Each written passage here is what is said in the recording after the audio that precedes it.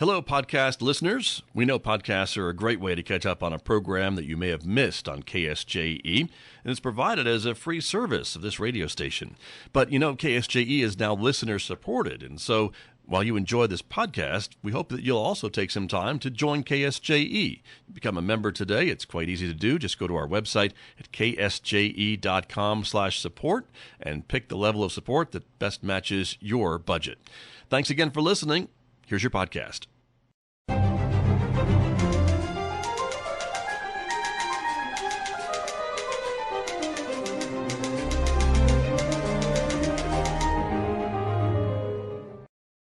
Welcome back to Right on Four Corners. I'm your host, DelSheree Gladden.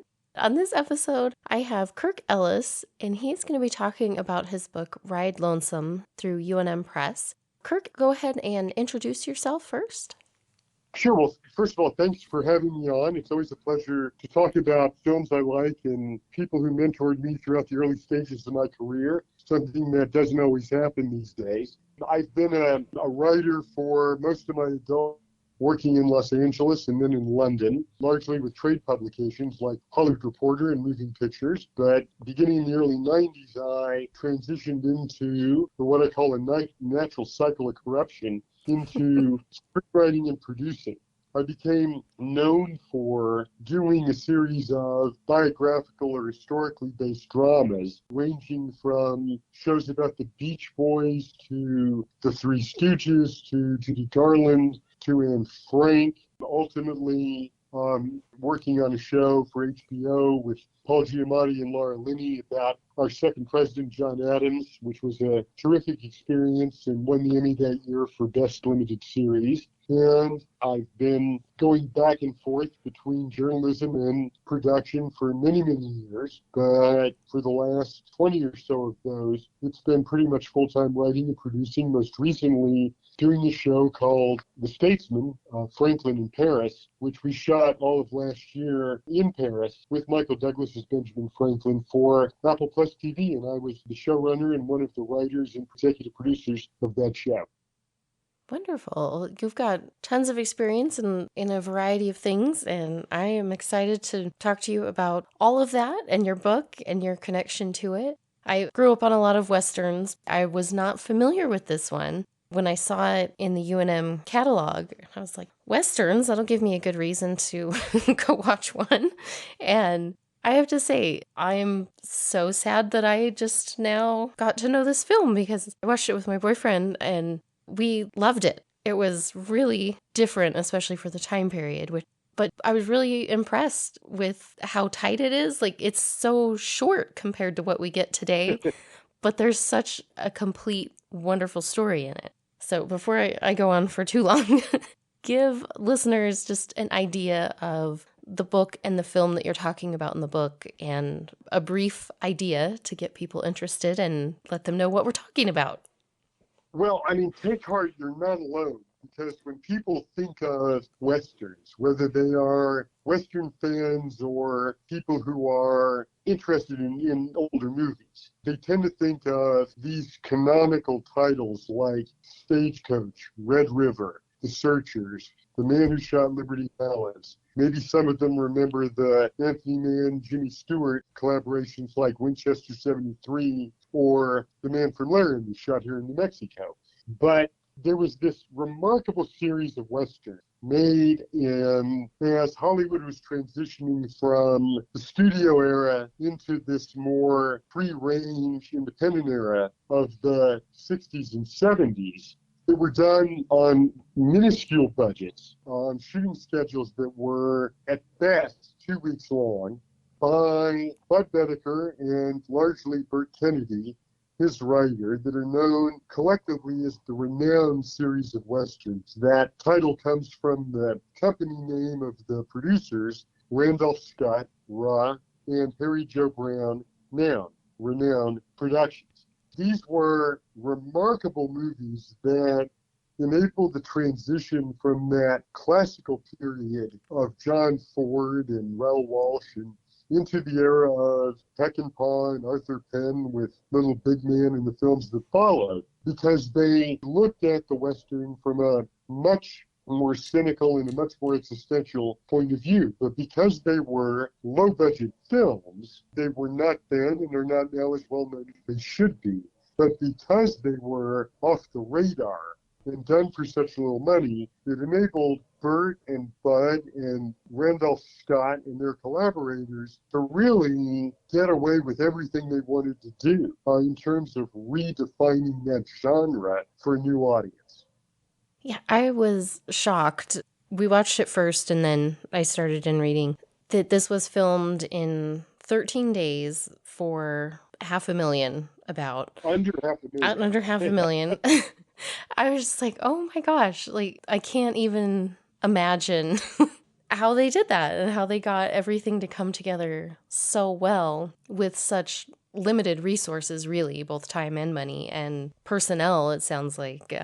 Talk a little bit about scheduling the shooting to kind of get the extras offset quickly so they didn't have to pay them any extra days. Well, and it was very efficient. Sure. I mean, Bud Dedeker said throughout the time we knew each other in the interviews he gave before and after the period that one of the things that happens when you're working on low budget, limited schedule is that you really focus your attention. There's really no time to improvise. There's no time to think about what you're going to do. You have to get it done. So you're doing the same work you would do on an epic feature in 1/10 of the time and 1/100th, if not 1,000th, of the budget. And that's why these films are incredibly tight. I mean, we live in an era where even Sex and the City sequel is an almost 3-hour-long film. And you're dealing with this entire series of films, and Ride Lonesome for me is the pinnacle of this set of 6 films that last 72 minutes. That is an hour and 12 minutes. It's shorter than an average dinner in Santa Fe, particularly post-COVID. You're getting a remarkably tight narrative told with incredible efficiency with a minimum of wastage. You were talking about getting the extras off screen. There are no extras in these films. There is only in very few of them is there even a town that we normally associate with Westerns. These are existential films made at the height of the atomic age, where all of the tropes of Westerns, the lawman bent on revenge, those kinds of things, take on this really kind of apocalyptic cast, where the journey is a kind of ritual. People start and finish before ever getting anywhere. And with this film in particular, the quest is buried so far in the past that it's been almost forgot by the participants. And that really puts the whole Western mythos up for grabs. Is it history? Is it an American mentality? Is it a psychological condition? I mean, all of that really plays into it. It really does. And you talk about it in the book. But, like I said, I grew up watching a lot of Westerns. My great uncle, Cal Schrum, was an actor around that time and in a lot of also very low budget films that we had fun watching. And seeing kind of that really classic cowboy Western kind of movie, a lot of similar plot lines, similar characters. I kind of went into watching this and reading thinking it was going to be along those same lines. And like you mentioned in the book, with Burt Kennedy, his characterization of the hero, who's a little bit more of an anti-hero, and even the other characters, you're not always sure what side of the, black hat, white hat. They're kind of various shades of gray, that there's really so much depth to the characters. And even in the story, like, it just isn't the typical Western that you would expect leading up to this time period. And I found that really fascinating, both watching and then reading as you talked about it, just that process of breaking out of some of those molds and conventions of the time and developing these really fascinating characters.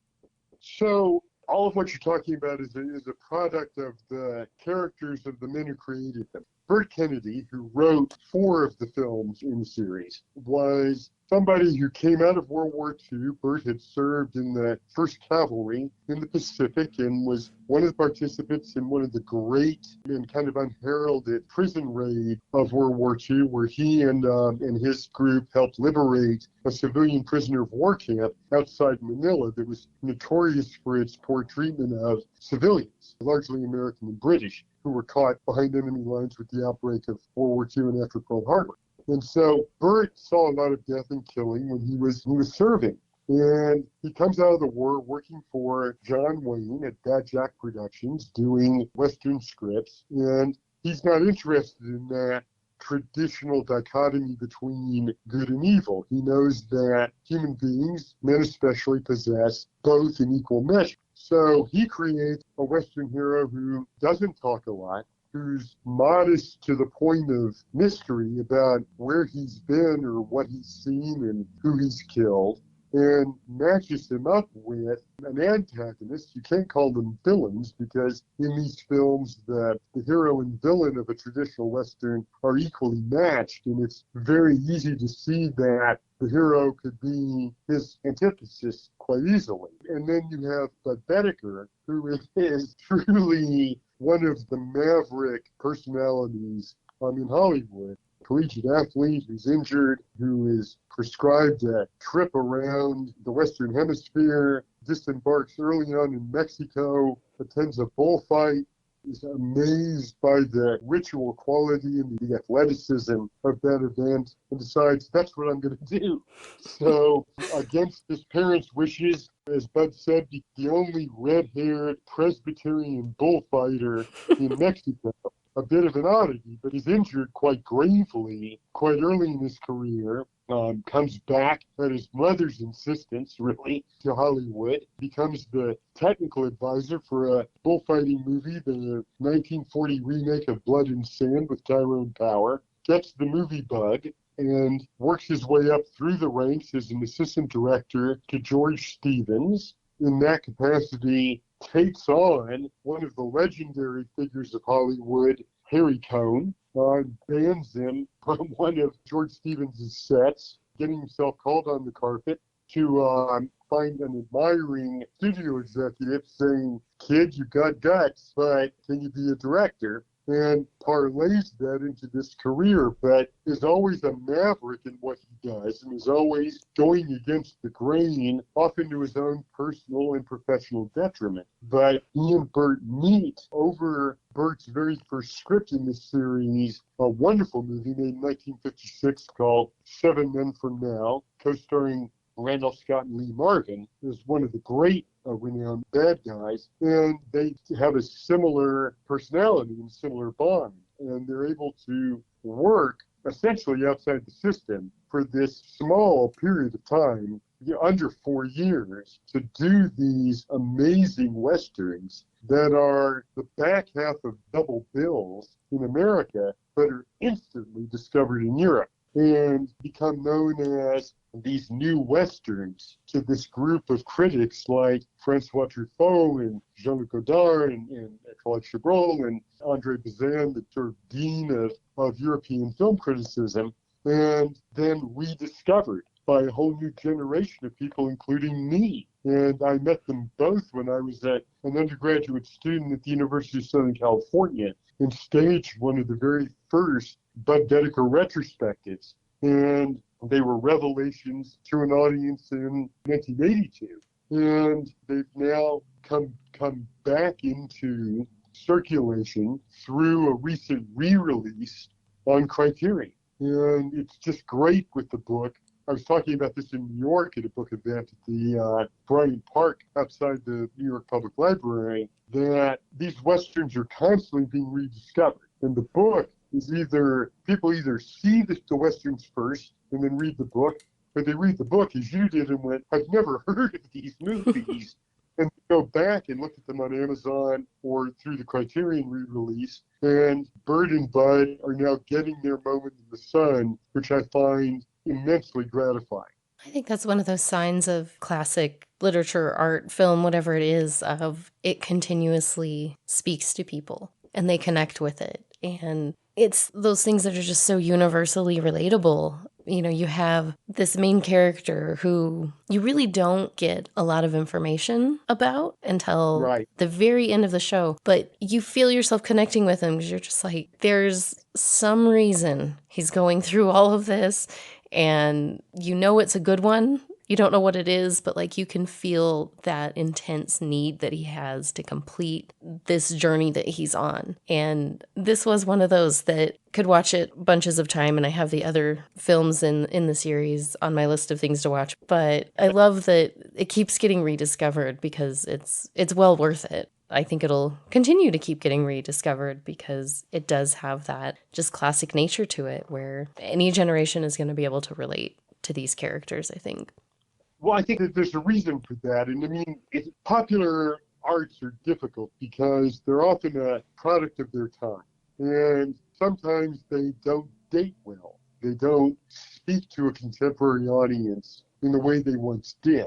But these movies do. And I think the reason is if there were a word for the renowned films, that word would be elemental. They strip everything down to basics. And the best of these films are shot in this remarkable landscape known as the Alabama Hills, which exist in Lone Pine, California, halfway between LA and Lake Tahoe. And Bud didn't discover that landscape, but he is as identified with the Alabama Hills and Lone Pine as John Ford is with Monument Valley. This is an area of remarkably old rock formations, these almost lunar boulders that go back millions of years that have been carved and recarved over time. And they've served as the backdrop not only for Westerns, but films like Gunga Din and The Charge of the Light Brigade and Django Unchained over the decades. But Bud really knew how to use them because they are sun-scorched, wind-swept, and almost apocalyptic. And because they had no money to work with and they had very few shooting days, you really had to start thinking of these stories as not traditional, but existential meditations on what it meant to walk through this life in the West. You look at the opening of Ride Lonesome where Randolph Scott's character literally seems to materialize out of the landscape. You don't really see him until he's there with this past that you don't know and a future that is indeterminate. So there's a reason the French really glommed onto these films because it's very much like Albert Camus and The Stranger in its narrative development. It is defined as you go. There is no backstory. There is no exposition. All of those, by the way, are overrated qualities in television that lead to overlength and series and miniseries that have endless episodes that don't seem to have a point. These films really strip things down to the bare elements. They really do. And I just say, watching this film with someone who's gone to film school makes it even more interesting. My boyfriend Chris went to film school. He's a prosecutor now. But it was so much fun watching it with him. That opening scene, he was fascinated by. And then when the horses crash into the corral, and there's a scene where the riders are coming up and they're backlit by the dust cloud that the horses are kicking up. And Right. There were so many of those moments watching them with him that he understood how difficult that was and how many of those scenes were in one long shot. And I love watching film. I don't know the details of how they're made. So it really added even more to my watching experience to have him there and learning about the process and the things that he was impressed by, and then being able to go back and read the book. And I'm like, wow, yeah, like it was really just amazing how well they used everything that they had.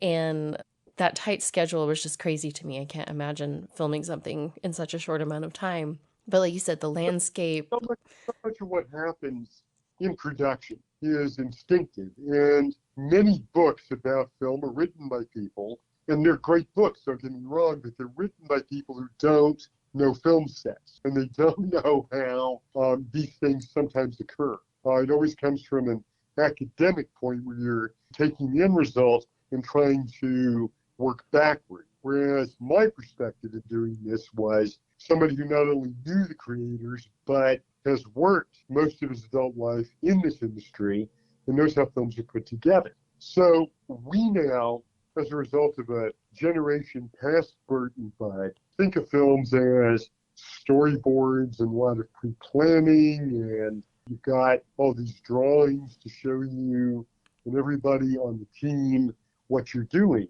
That's not how these guys worked. Bud wasn't a prep director. He wasn't one of those directors who came to the set every morning, and when he was doing these films in Lone Pine, he didn't take a car into the set. He rode the car from the Dow Hotel in the center of Lone Pine up to the Alabama Hills. It's not that far away. And he would go onto the set and he'd look around and they'd look at what scenes they were shooting, and he'd come up with the shots that day.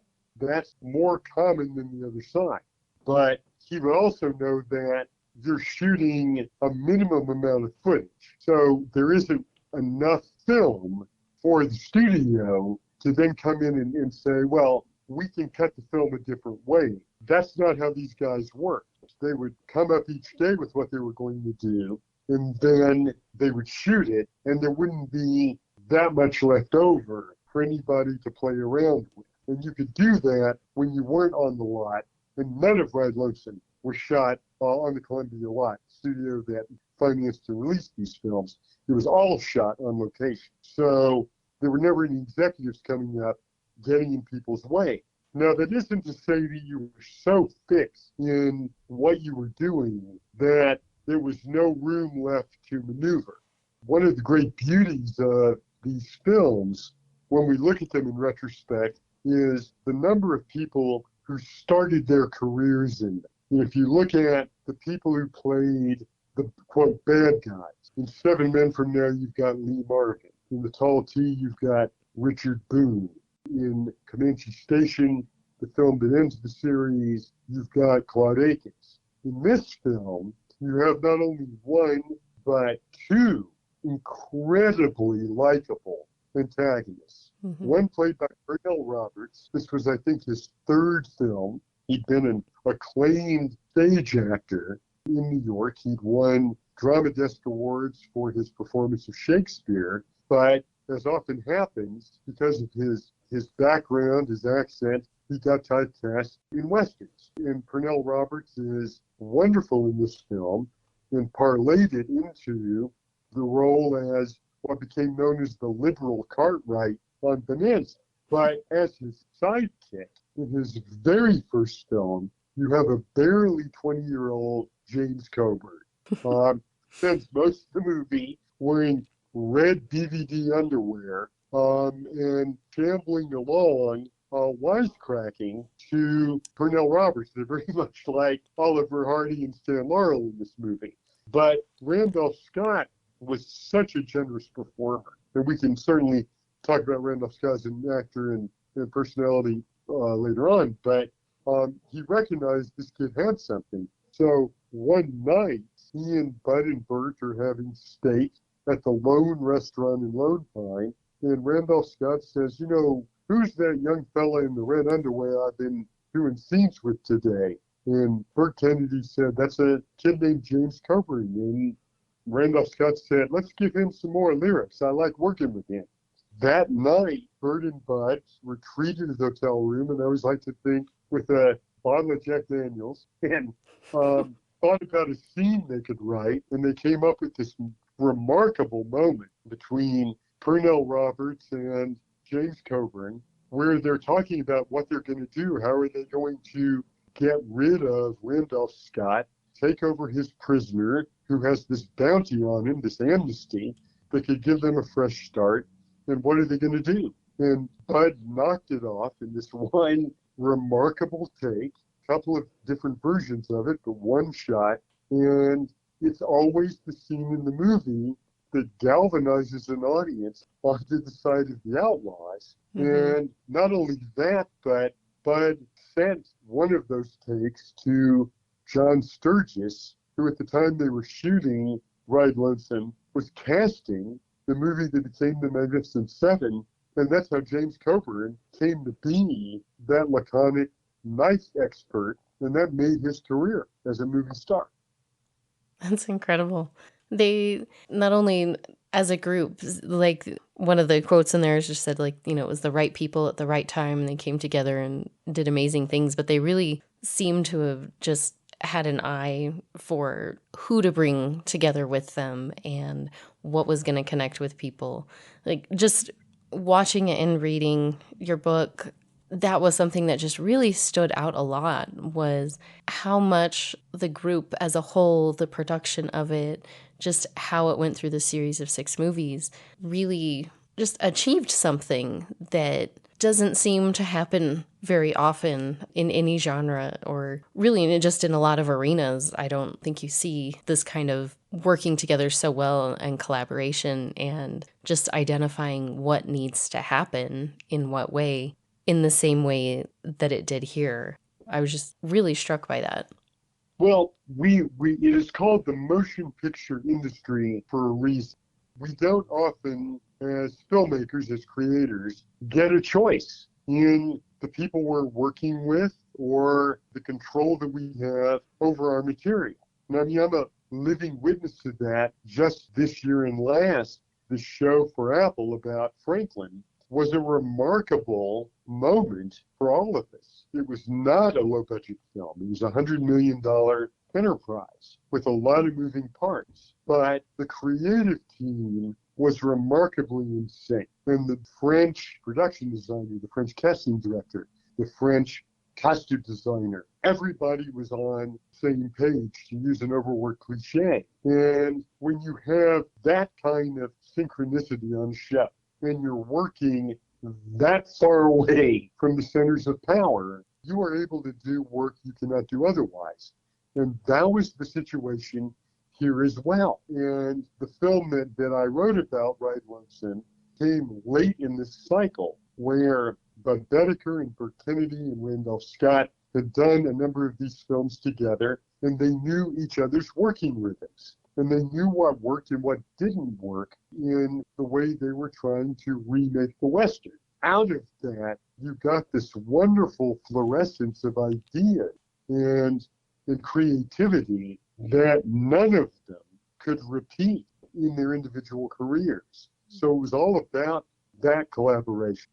Yeah, I'm so glad that you experienced that on your project. And I think people who enjoy Westerns, but really anyone, I have a hard time thinking there's anyone who could watch this film and not enjoy it. But I think just looking at it from that perspective of something really just profound and worthwhile coming together and being available to people. Like I said, I'm so glad that this keeps getting rediscovered. I definitely recommend both the film and the book to go together. And I feel like I could chat with you about this forever because I had so much fun with both. But we are actually already out of time, unfortunately. But I wanted to give you a chance before we wrap up, let people know where they can find and follow you and stay up to date on all your projects that you have going on. And yeah, just keep an eye on what you're putting out there for people. Well, I'm remarkably analog about all of that. I've never been on Twitter, now called X, but I'm on Facebook. And the book is available on Amazon and through UNM Press. And I encourage people to, even if you don't buy the book, watch the film, watch the trailer on YouTube. It will give you a sense of a traditional, stereotypical, forgettable B-Western. And the movie is everything the trailer is not. That was one of the reasons for doing the book. But I feel grateful to the folks at UNM Press for giving me the opportunity to pay tribute to two individuals who were influential in my career, and hopefully to put people onto a series of films that may remind them that storytelling is not about how much you can tell, but how little you can tell and how well you can tell it. I love that thought. Yes. Well, thank you, Kirk, so much. Thank you very Oh, much for this. well, I appreciate that.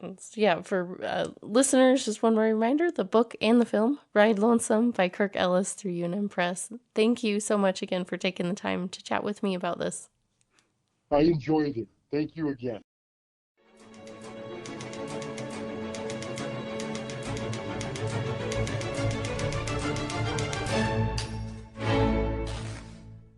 Did you enjoy that podcast? We hope that you did. And if you did, share it with your friends. And if you really want to keep podcasts like this coming, please support KSJE. You can do it easily online at ksje.com.